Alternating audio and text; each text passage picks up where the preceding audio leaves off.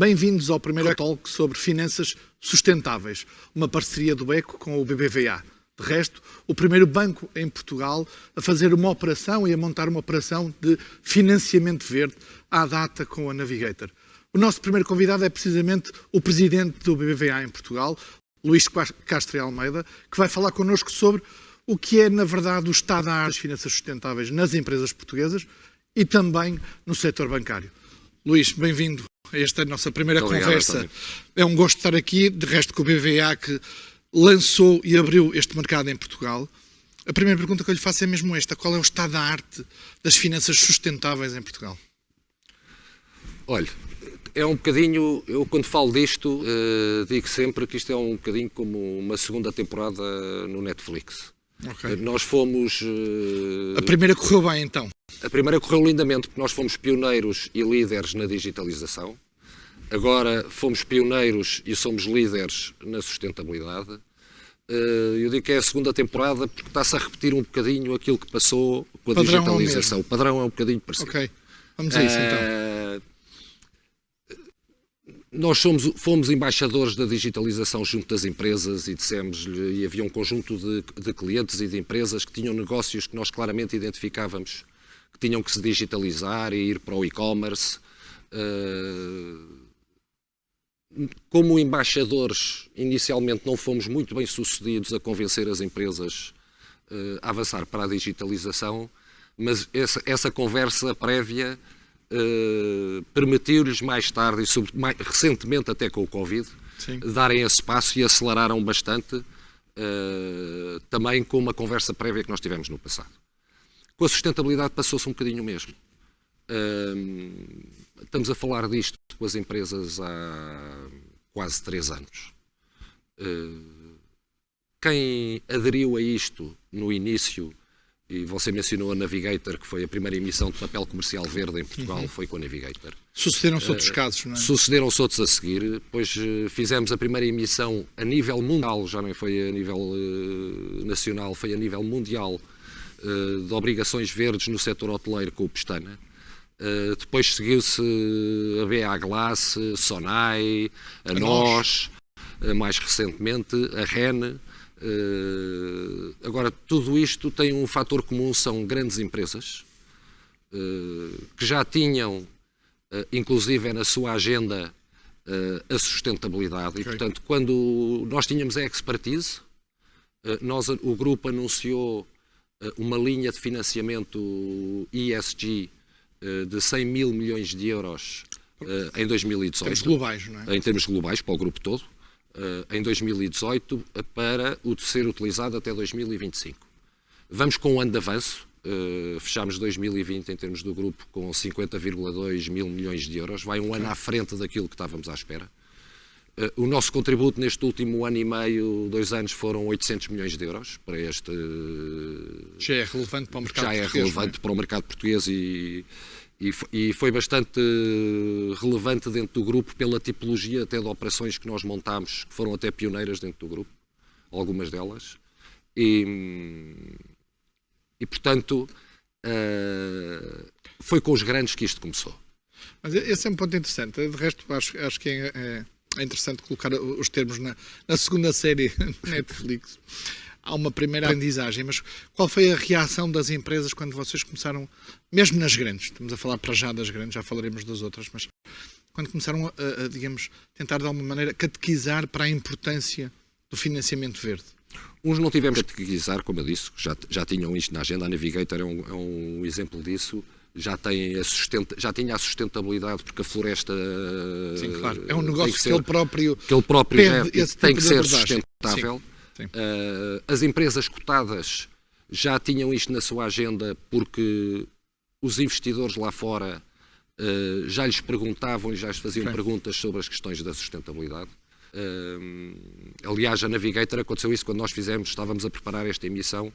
Eles iam para um roadshow e não houve um único investidor estrangeiro que não lhes perguntasse sobre a sustentabilidade e, portanto, o timing até foi perfeito porque tinham uma emissão para falar dela com o mercado lá fora. Depois houve aqueles que ao princípio acharam que isto era uma moda que ia passar uma grande preocupação que também havia com a digitalização, por isso é que eu digo que estou a ver a segunda temporada. Parece que a preocupação inicial é quanto é que isto me vai custar e não quanto é que eu vou ganhar com isto. Não tem problema nenhum em ter um custo para uma máquina, mas a questão da sustentabilidade percebem claramente a vantagem desse custo da máquina do que a percepção do que é a vantagem, das finanças sustentáveis. Exatamente. Não é? E, portanto, tivemos aí um trabalho de mostrar às empresas que havia ganhos para eles, até imediatos. E já há ganhos imediatos? Há ganhos imediatos. No caso do BBVA, por exemplo, que ganhos é que uma empresa pode ter por trabalhar com o BBVA? No caso do BBVA, e ter, digamos, temos aqui, tipo de perfil. vou-lhe pôr aqui uma fronteira, antes de 2021 e depois de 2021. Okay. Estamos no ano certo. Exatamente. Até 2021 havia um ganho e que as empresas percebiam e perceberam, aquelas que foram para o financiamento sustentável, perceberam isso, que foi na questão do preço. Muitas delas, ou algumas delas, ficaram muito surpreendidas com o preço que obtiveram fazendo uma emissão verde em relação ao financiamento que tinham. E há uma razão para isso. A procura no mercado por emissões sustentáveis consegue ter condições muito mais vantajosas hoje em dia. E não há assim tanta oferta no mercado, não é? Começa a haver cada vez mais. Começa a haver cada vez mais. E no futuro, ou num futuro muito próximo, vai ser quase tudo verde. E, portanto, ou vai ser quase tudo sustentável. E, portanto, até 2021 houve este benefício imediato que se aperceberam. E foi uma forma, por exemplo, no caso do Pestana. O Pestana é o líder hoteleiro em Portugal. Sim. Muito conhecido em Portugal, mas desconhecido lá fora. Claro. Esta emissão permitiu a uma empresa portuguesa que não era conhecida lá fora, ser conhecida lá fora. E qual é a vantagem a futuro, para além da vantagem imediata que teve, qual é a vantagem a futuro? É abrir o seu leque de financiamento, que estava muito concentrado só em Portugal, pois a outras fontes de financiamento, e essa é uma grande vantagem para qualquer empresa. Quais são os principais constrangimentos? Ainda hoje? Olha, seguramente existem. O principal constrangimento, para começar, isto dá algum trabalho, porque fala-se muito hoje em dia de greenwashing e de falsas emissões verdes. Portanto, nós quando fazemos uma emissão não podemos correr o risco reputacional para o BBVA ou para os clientes de fazer uma falsa emissão verde. Portanto, temos sempre agências de rating por detrás a avaliar e a dar um rating de sustentabilidade à empresa, porque há um conjunto de... Não gosto muito, quando estou a falar em Portugal, de utilizar termos estrangeiros, o termo é KPIs. Indicadores de gestão. De indicadores que, se a empresa cumprir, tem um benefício no spread que vai pagar. Se não cumprir, é penalizado nesse spread. E são as agências de rating que verificam se estes indicadores estão a ser cumpridos ou não. E isso dá trabalho às empresas, para começar. Tem que mobilizar é um trabalho pessoas, inicial, tem que pôr pessoas a trabalhar nisto. É como vir uma agência, não é tão pesado como vir a Standard & Poor's ou a Moody's fazer um rating de uma empresa, mas dá algum trabalho. O custo para as empresas grandes não é relevante. Para uma empresa média ou pequena, um custo de uma agência de rating... Uma agência de rating social ou de sustentabilidade. Ou de sustentabilidade. Quanto é que pode custar a uma empresa portuguesa uma avaliação dessas? Depende da emissão, mas anda à volta dos 20, 30 mil euros. Sim, obviamente, portanto, é materialmente relevante para qualquer pessoa. Para qualquer pessoa, 20 ou 30 mil euros, ou para qualquer empresa, é relevante, como é lógico, nas médias ou nas pequenas. Claro. É muito mais relevante. Aliás, em Espanha não é o nosso caso, porque nós não estamos no segmento das pequenas empresas, mas Espanha está, o BBVA em Espanha, e veio colmatar esse problema ou anular essa dificuldade, sendo o BBVA a fazer essa análise aos seus clientes, e é depois essa análise que é vista pelas agências de rating, e isso é suportado pelo BBVA e, portanto, ele consegue, desta forma, Diluir o impacto, aumentar sim, claro. o leque de empresas que possam aderir à sustentabilidade, e esse é o nosso Constrangimento, commitment. primeiro, custo. Custo. E Custo e operação, tempo. digamos assim. Custo Mas há e uma operacional. dimensão que tem a ver com, de facto, com aquilo que falava há pouco, que é a percepção de valor das finanças sustentáveis. Eu creio que todos os gestores de empresas portuguesas percebem que a prazo isso vai ser uma realidade. No de curto prazo, nos próximos 2, 3 a 5 anos, há uma percepção de valor, de facto, já?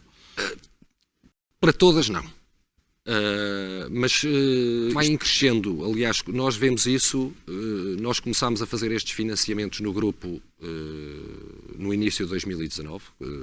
Anunciámos este pacote de 100 mil milhões de euros em finais de 2018 e começámos a fazê-lo em 2019. A pendente de financiamento e de empresas que procuram acelera mês a mês. E em Portugal também, E em Portugal também.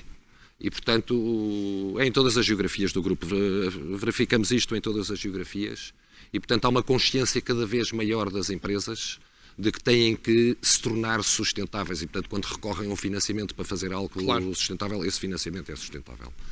E a pendente é cada vez mais inclinada, e por isso é que nós já vamos com um ano à frente daquilo que eram as nossas expectativas ao plano inicial.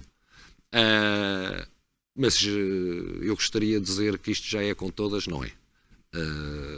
Por exemplo, nós agora começámos em relação às médias empresas, começámos agora e oferecemos este serviço de consultoria, é grátis, para ajudá-las a calcular. Nós calculamos a sua pegada carbónica e, juntamente com a APES Energia, fazemos uma estimativa do que é que eles poderiam poupar em termos de consumo de eletricidade, fazendo determinados investimentos, e, portanto, a empresa aí consegue logo ter uma ideia de valor. Sim. Quanto é que me custa fazer este investimento e quanto é que vou poupar na minha fatura de eletricidade.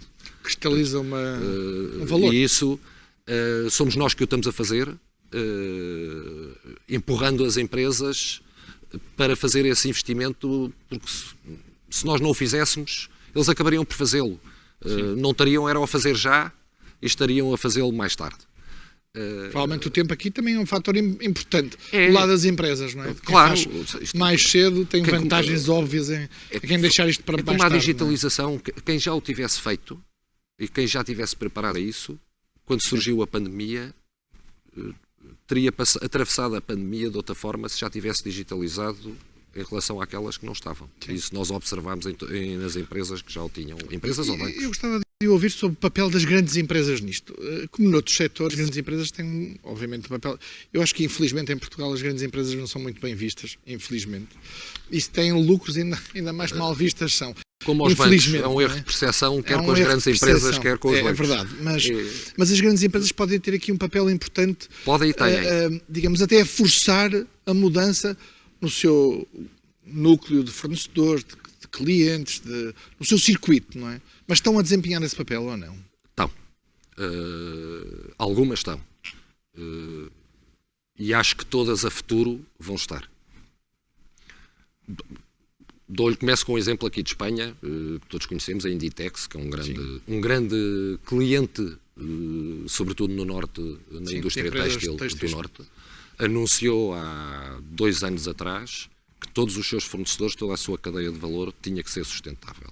Porque não chega a eu dizer que sou sustentável, eu tenho também que garantir que quem me fornece a matéria-prima ou o subproduto ou até o produto final para eu comercializar também o é sustentável, porque senão os stakeholders não aceitam ou não acreditam que eu sou sustentável. E há muitas empresas a trabalhar já nisso. As empresas de retalho alimentar já o fazem, com os seus fornecedores. A Navigator, na altura que fizemos a transmissão, contaram-me uma história, ou explicaram-me, já faziam isto há alguns anos, ainda antes de ser um critério. Assim. Ou sabermos o que era sustentabilidade, eles já o faziam com os seus fornecedores para transformarem as suas florestas ou os seus bosques em bosques sustentáveis. E como é que eles o faziam? Ou como é que os incentivavam? No preço, compravam a madeira até mais cara do que se não fosse sustentável, e fornecendo até material para os ajudar na manutenção da floresta. E, portanto, isto é um custo para a empresa, em que o retorno é tornar uma floresta neste país que não é dele. Ele já fazia, a Navigator já fazia isso com as suas florestas, mas com uma floresta que não é sua, torná-la sustentável e, portanto... No fundo, criar ecossistemas sustentáveis à volta dessas empresas, não é? São educadores e começamos a ver, obrigando os seus fornecedores e, em alguns casos, dando-lhes vantagens, tornando-se sustentáveis. E isso é uma coisa que vai acontecer com todos. Luís, mas há essa pressão, as grandes empresas estão preparadas para isso e seguramente têm a maior parte dos seus fornecedores, sendo maiores empresas ou empresas mais pequenas, empresas com capacidade de resposta. Mas como é que se evita, neste mundo em que estamos ainda numa transição de moda, na verdade, para o que há pouco designava de greenwashing, como é que se garante que os consumidores, os bancos que financiam, os clientes, no fundo, todos os stakeholders não são enganados por um carimbo qualquer que uma empresa chega ao mercado e diz eu também sou verde, não é? Pois parece fácil dizer eu também sou verde. E isso não é fácil. Isso vai ser resolvido a muito curto prazo, quando sair a taxonomia e ela começar a ser imposta. A partir daí, o selo já não é do banco ou já não é da empresa, é de um regulador a dizer que aquilo realmente cumpre com a taxonomia e, portanto, é realmente sustentável, é realmente verde, é realmente social. Até lá, pois cada um corre os seus riscos, nós não queremos correr esse risco e somos extremamente exigentes. E portanto, estivemos muito envolvidos nesse processo todo e portanto até de discussões da taxonomia, sabe que isto de ser pioneiro depois também nos ouvem. Sim, claro. E portanto vantagem, demos muitos inputs nisso e assim. participámos nisso e portanto estamos muito confortáveis que tudo aquilo que fizemos, que dizemos que é verde ou que é sustentável, o é. Que tipo de investimento é que o BBVA vai ter que fazer nos próximos anos, até de acordo com a definição do grupo, de financiar empresas com uma limitada exposição, por exemplo, a carvão, nos próximos 9 anos, até ao fim desta década? Sim, anunciámos isso recentemente. Que tipo de investimento? Não é investimento em investimento em estratégia, para seduzir as empresas a fazer esse caminho? Repare, no caso do BBVA é relativamente fácil, estamos a falar de um grande banco e presente em várias geografias e tem uma importância como financiador num conjunto de empresas. E portanto dizer a essa empresa que ou ela vai por este caminho ou deixa de ter o BBVA como financiador, pois tem impacto. Claro. E portanto... E neste caso também não estamos sozinhos, os outros bancos a nível mundial estão a fazê-lo já. E os grandes fundos também estão os fundos então por exigências até dos seus stakeholders, dos clientes que compram estes fundos, fundos que gerem fundos de pensões de outras empresas e tudo, os próprios fundos de pensões exigem, ou os próprios pensionistas exigem que esses investimentos comecem a ser sustentáveis. Mas isso é um bom ponto. O Luís está num banco que é um grupo mundial. Como é que nós comparamos com outros países? Com países com quem nos possamos comparar. Do ponto de vista de ritmo, isto é, nós temos capacidade, a economia portuguesa, as empresas portuguesas têm capacidade hoje, com o que conhece, de acompanhar este ritmo com os níveis de exigência que se colocam da parte dos reguladores, enfim, e em comparação com outras empresas de outros países onde o BBVA está também presente? Quando falamos de ESG, há aqui, vamos atrasados em relação a outros países e vou-lhe dar alguns exemplos. Só para clarificar, ESG, ambiente, social e governação. E modelos de governação. Na questão da governação,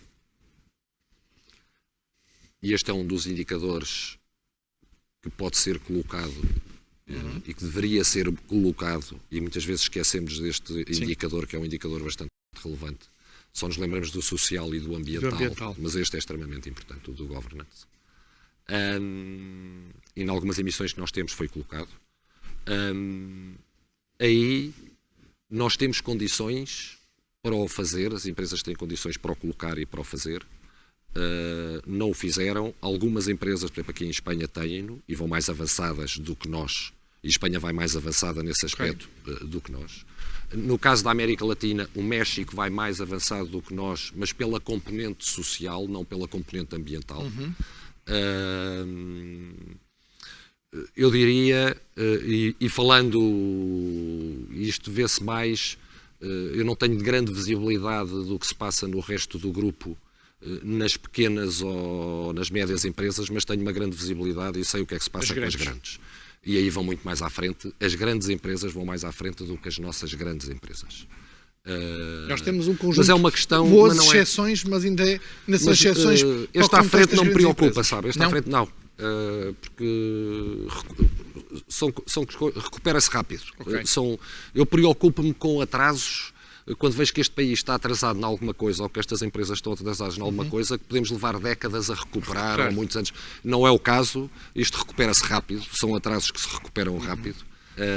Espero que muitas empresas... Estou bastante otimista. Por esta pendente que eu vejo e vi a resposta das médias empresas com quem começámos a falar, houve 100 que aderiram imediatamente a isto. 100. E, portanto, é um número razoável. É um número para resposta. Sim. E começámos agora. É que isto começou e é em plena pandemia. Isto começou agora e é em plena pandemia. E, portanto, ter logo uma resposta de 100 foi bastante acima daquilo que estávamos à espera. Para já está a falar só de clientes BBVA, certo? Claro.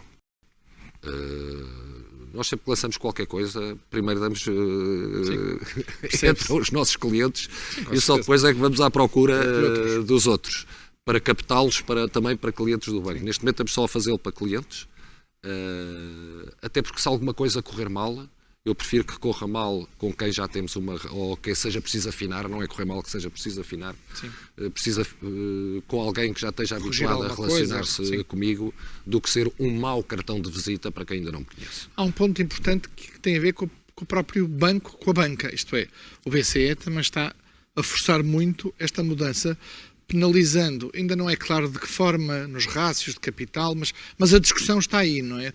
Na penalização e no benefício de quem financia verde ou que tem um balanço com menos risco, está menos exposto a indústrias sujas, se assim se pode dizer.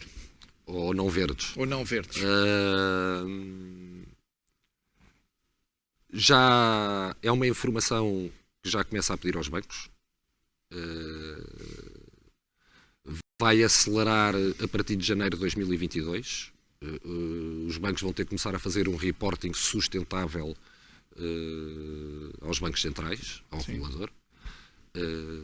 Nós já o fazemos e, inclusive, a partir, por isso é que eu dizia que havia uma fronteira em 2020, há um antes e um depois de 2021. A partir de 2021 já começámos a incluir isso na nossa análise de risco. Se estamos a dar crédito a uma empresa que é sustentável ou se não estamos a dar crédito a uma empresa ou se estamos a dar crédito a uma empresa que não é sustentável.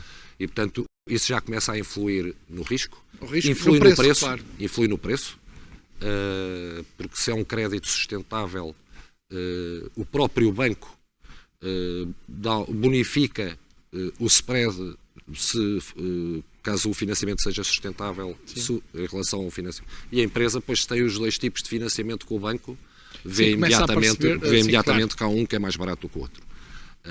A futuro acredito que não seja bonificação de preço, que seja mais por penalização no crédito que não será sustentável. E por isso é que eu acho que isto vai acontecer mesmo, vai acontecer muito rápido.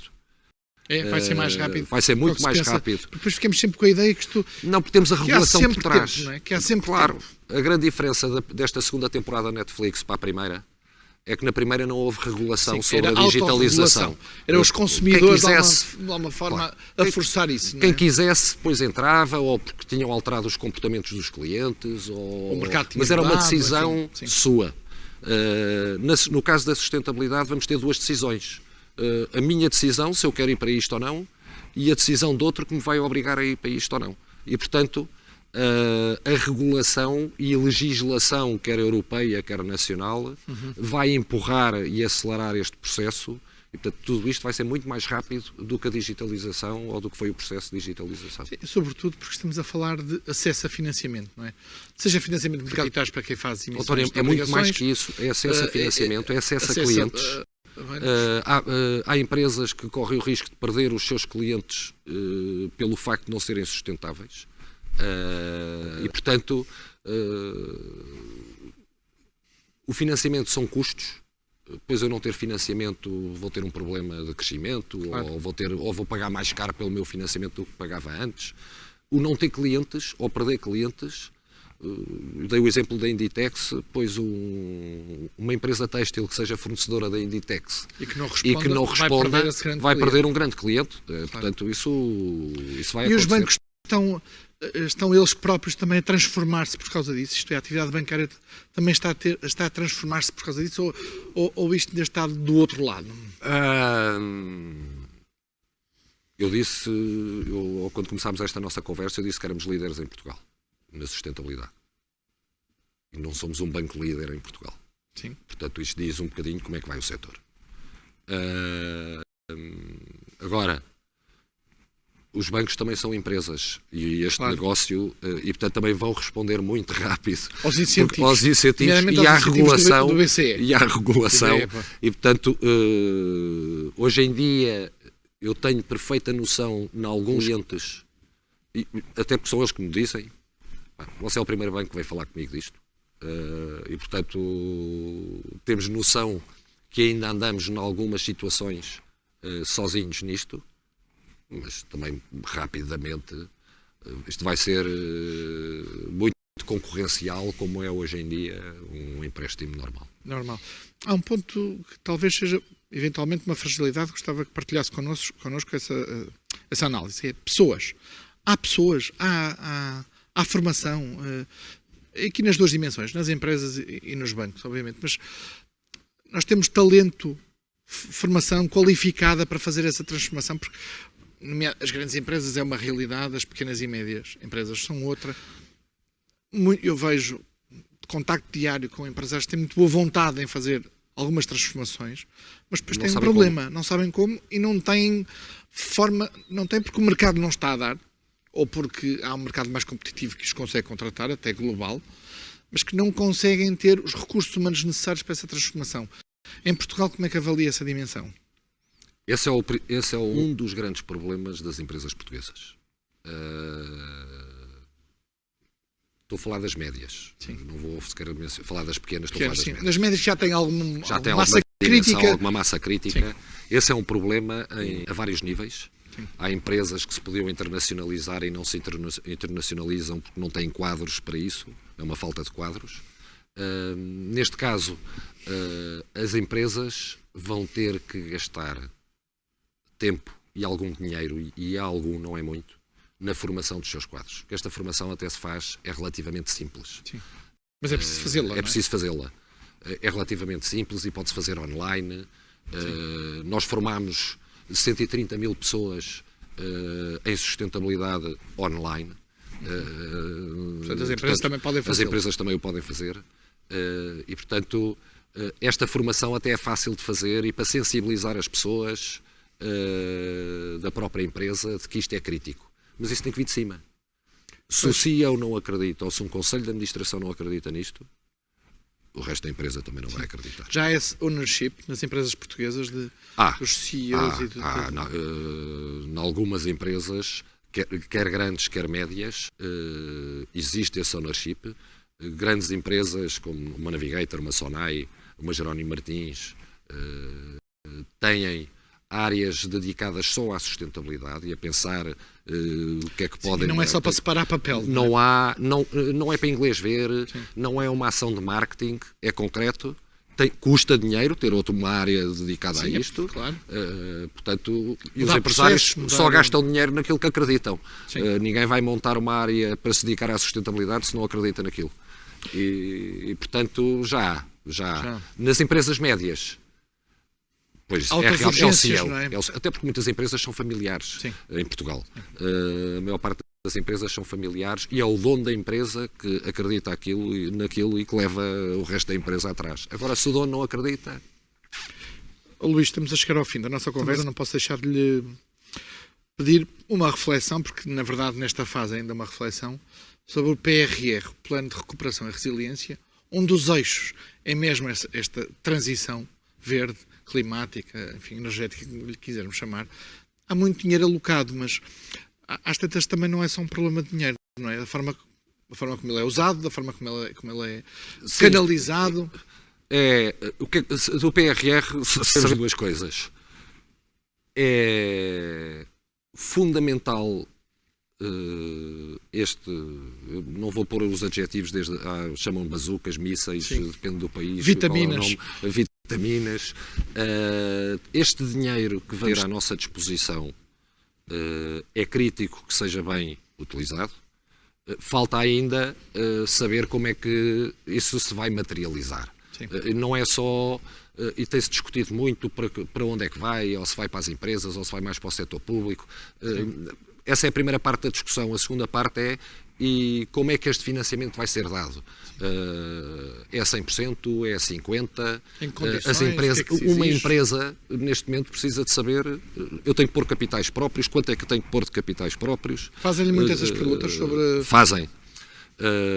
Fazem, não sei responder neste momento a essas empresas, mas já estamos preparados para o fazer. Fizemos uma parceria com a Deloitte e temos tudo montado e já estamos a trabalhar com eles e vamos ter muito proximamente um primeiro webinar com uma série de empresas e depois devemos ter setoriais para explicar em cada setor o que é crítico no PRR para elas e o que é que elas podem aproveitar, porque os empresários vão precisar de saber, não só de saber, como detectar a oportunidade rapidamente para aderir a esse financiamento. E tudo aquilo que falámos agora de formação das pessoas, avanços tecnológicos e as questões sustentáveis e ambientais, isto está tudo dentro do PRR.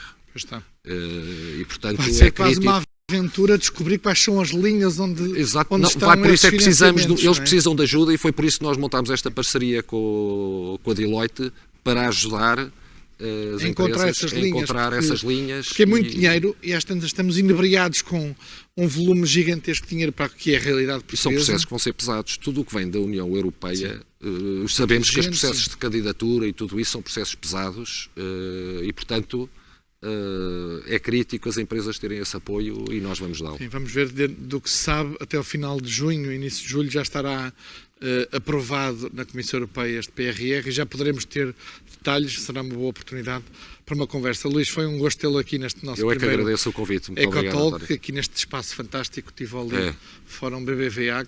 Enfim, vazio, mas que também, pelo que sei, dentro em breve passará a ter muita gente para assistir a está vazio de pessoas, mas está de alma cheia. Foi um grande investimento em recuperar, nós e a UAU, em recuperar esta joia que tínhamos aqui na Avenida Liberdade e que estava esquecida. Mais uma vez, Luís, obrigado. Assim que nos acompanhou neste Ecotalk, obrigado por acompanhar esta primeira conversa. Vamos ter outras mais 5, precisamente sobre finanças sustentáveis. Até lá.